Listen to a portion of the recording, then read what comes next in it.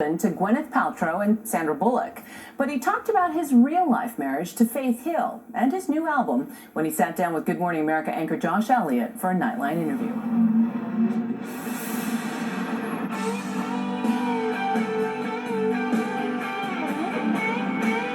Call it a Cajun homecoming. Country superstar Tim McGraw, born about 4 hours from New Orleans, swooped in for his own pre-Super Bowl party. Unveiling a new song.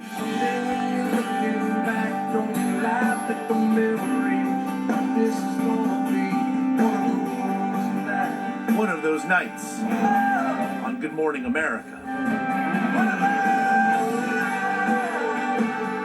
We got a chance to visit backstage with the black-hatted hitmaker and sit down in his old stomping grounds, the famous New Orleans club Tipitina's. Welcome home. Yes. New Orleans, Louisiana. What is New Orleans for you? I think it's the soul here. But it's in the country music world that the 45-year-old McGraw is a true legend. A multi-platinum career for hits such as It's Your Love. It's your love. Just does something to me. She's My Kind of Rain.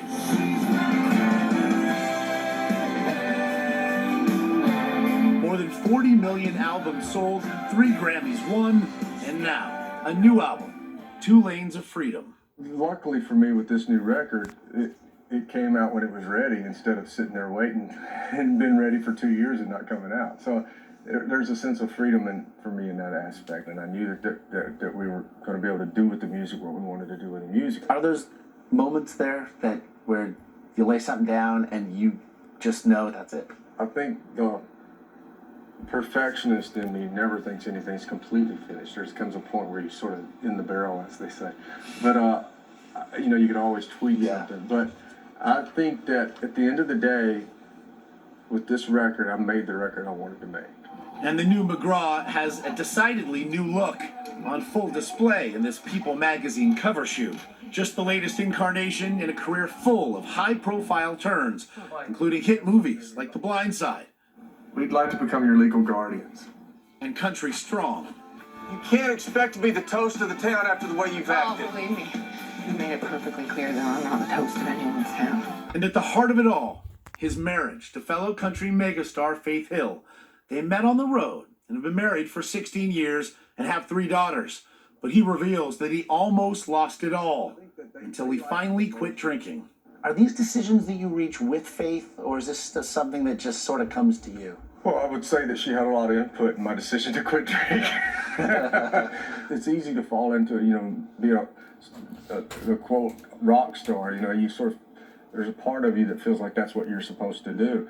So I think that it takes a little bit of growing up to get past that. 5 years ago, and a lot of things professionally were going on in my life, personally were going on in my life, I was using that more as a crutch to get past some of those things instead of dealing with them. And so I thought that could be dangerous, because the further you got away from dealing with things and sort of blunted it with alcohol or drugs or whatever you're using, the harder it was going to be to deal with it in the long run. That being said, I still haven't dealt with anything, but at least I'm sober. But sober does not mean dull. The first couple of country has been sharing the stage in Las Vegas.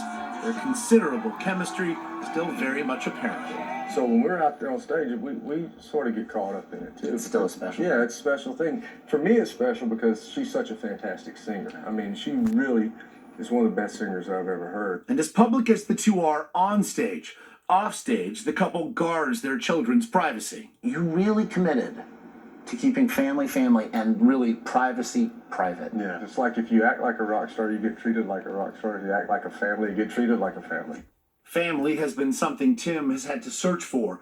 Growing up poor, he was shocked to find out that his father was the famous baseball pitcher Tug McGraw.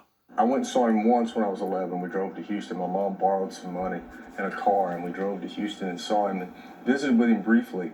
And then I never really spoke to him again, saw him again until I was 18, 19 years old.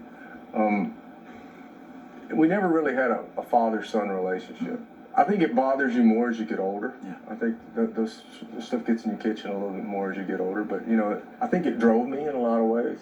I think so? When I found out he was my father, it gave me a certain drive to think of what I could do with my life.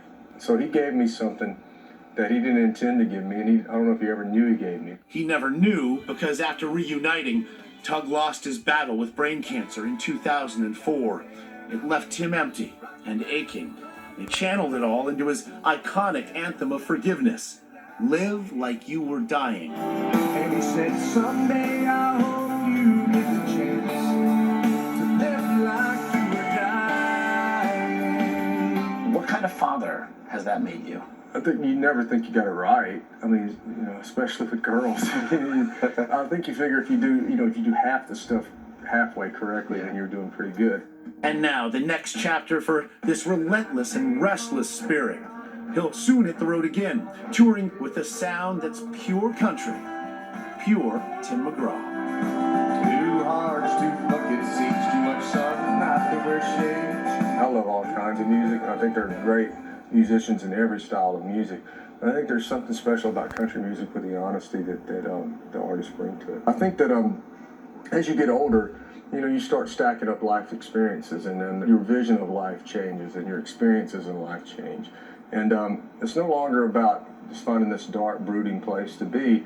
It's about sort of opening life up and putting that honesty in your music. Life's coming true, girl, here with you on two lanes of freedom. For Nightline, Josh Elliott in New Orleans.